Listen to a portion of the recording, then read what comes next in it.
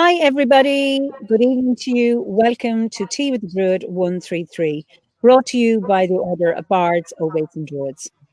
Emer Burke here, and as you can see, I'm sitting outside. I'm in Ulster in Northern Ireland and taking advantage of the lifting of our restrictions during lockdown, so we're free to travel within the island. And I've been visiting some wonderful, interesting, ancient, sacred sites. So tonight, I'm not hosting Tea with the Druid. I am going to introduce you to a wonderful storyteller. Her name is Gail Nyoka, and she is in Ohio in the States. So I am going to introduce you to Gail. So over to you, Gail. Thank you, Emma, and hello, everyone else.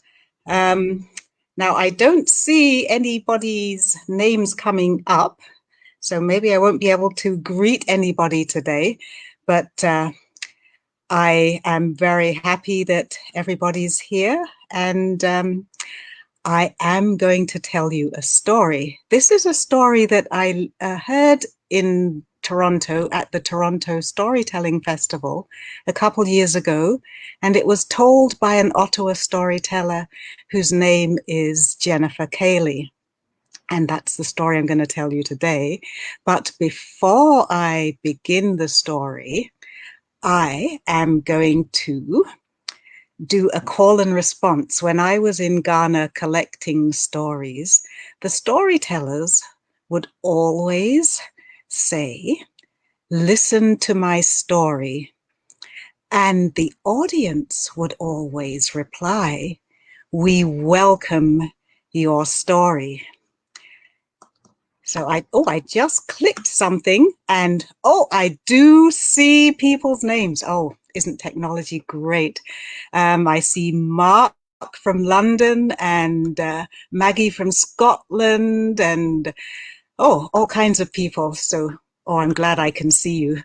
Anyway, as I was saying, so I'd like to do that. So when I say, "Listen to my story," you must say, "We welcome your story."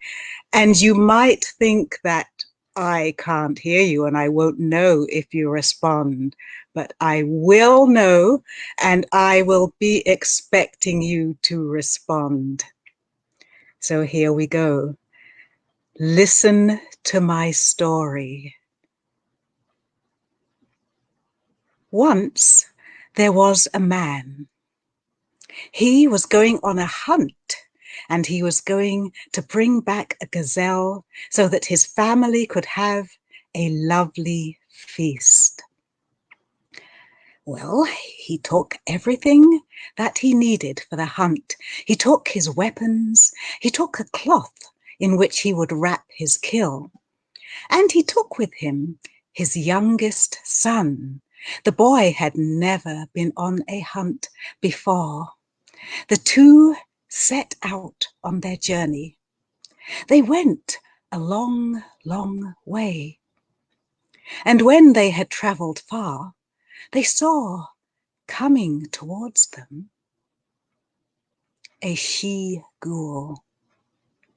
She was so tall, so strong, so swift, and she was coming for them. The man and his son ran as fast as they could, but it was not fast enough. That she-ghoul caught up to them and she grabbed the boy. The boy and the man, they fought as hard as they could. But that she-ghoul, she swatted that man away as if he were nothing but a fly, and she ran away with the boy. The man picked himself up off the ground and chased after her. He ran and he ran, but no matter how quickly he ran, the she-ghoul was quicker. And he could see them disappearing into the distance. And then the she-ghoul, she dropped the boy. I don't know why she did that. Perhaps she just got bored. But in any case, when the man saw that she had dropped his son, he ran towards his son with hope and gladness in his heart. When he arrived, his heart broke because he saw that he was too late. His son was dead. He sat beside the body of his son, and he wept and he wept. He sat there and he wept a long time. But no one can sit and weep forever. And so he wrapped up the body of his son in the cloth that he had brought, and he picked it up and started for home. He walked and he walked until he saw his village on the horizon. Then he sat down. How could he tell his wife that their son was dead? He sat there a long time, but he could not sit forever. He picked up the body of his son and walked towards his home. When he got there, he put the body of his son, still wrapped in the cloth, on the table. His wife was glad to see her husband returned, and she went to lift that cloth to see what he had brought. But the husband stayed her hand, and he told her, "This is a gazelle that can be cooked only in a pot that has known happiness and never cooked a meal of sorrow." The wife went to her kitchen and she found her largest pot. It was the pot in which her wedding feast had been cooked. What a joyful time that had been. Her grandmother had danced at that feast. Her grandmother had loved her so very much, and she had loved her grandmother. And then the wife remembered that this pot had also cooked the meal at her grandmother's funeral. She could not use this pot, and she put it away. She went out to the neighbors, and she asked each neighbor if they had a pot that had never cooked a meal of sorrow, but only one of happiness. There was no woman who had such a pot. The wife returned to her home and said to her husband, "If this is a gazelle that can be cooked in a pot that has known only meals of happiness, it is a gazelle that cannot be cooked." It is then that the husband moved aside the cloth, and the wife saw the body of their youngest child. The wife cried and wailed and wailed and cried.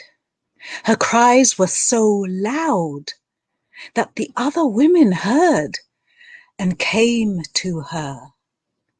And when they saw her sorrow, they wept and they wept. Sit with that story for a moment.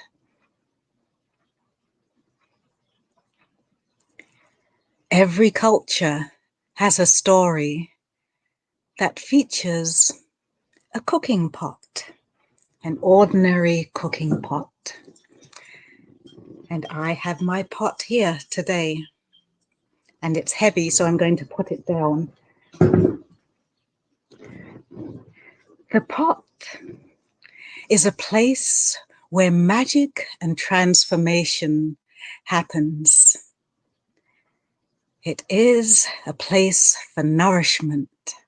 It is the feminine symbol of creation. And now, I would like you to close your eyes and think of a cooking pot.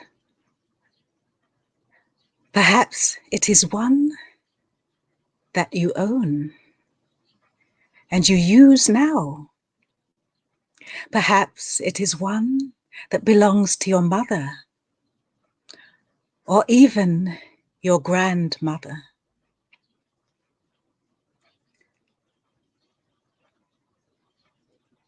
What is in this pot? Think of the love that has been stirred into it. Has it also held tears, anger, perhaps even resentment?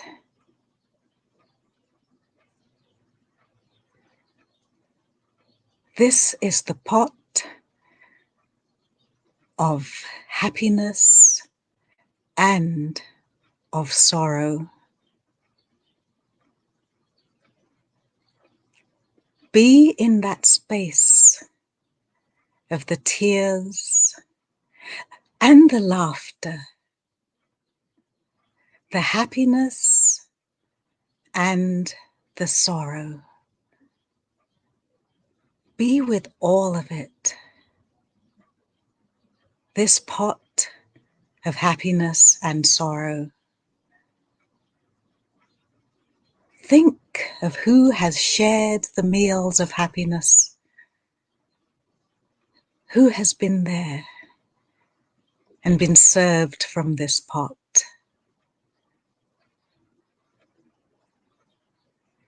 Remember also who has come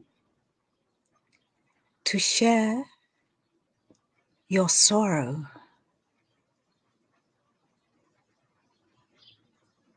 Think of these people also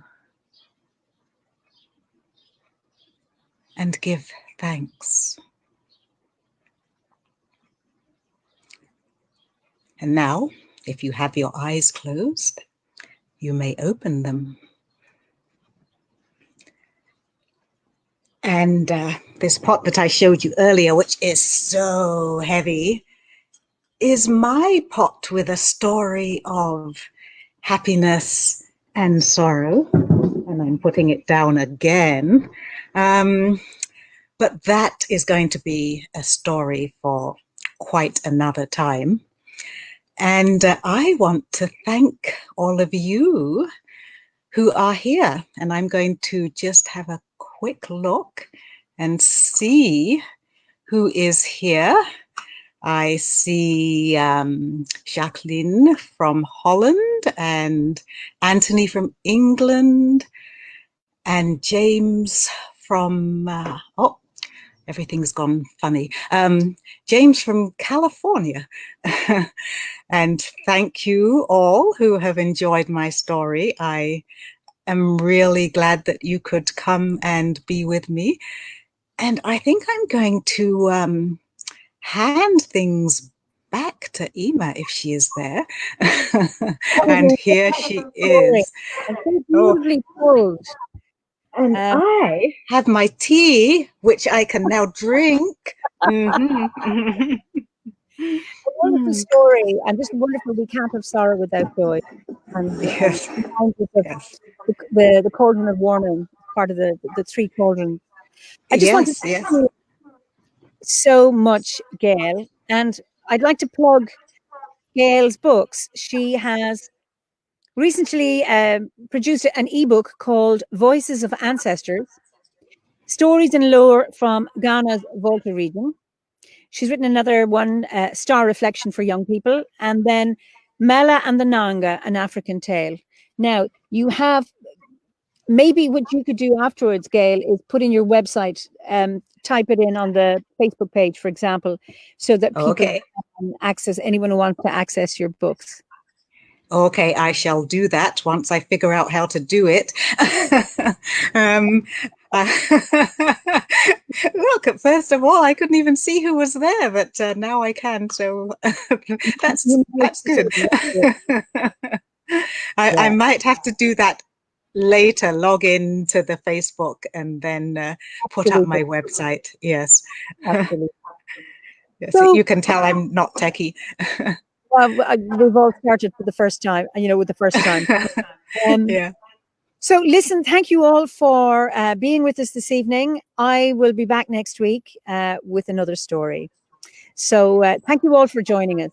So, as you see, I'm going to enjoy the last bit of the blue sky here in Ireland, which is rare. So, I need to mention to you that we have a blue sky. And I look forward to seeing you all next week. Thanks a million, Gail. That was absolutely wonderful. Thank you. Oh, thank you. It was my pleasure. Okay, slán Bye. Now, just do that.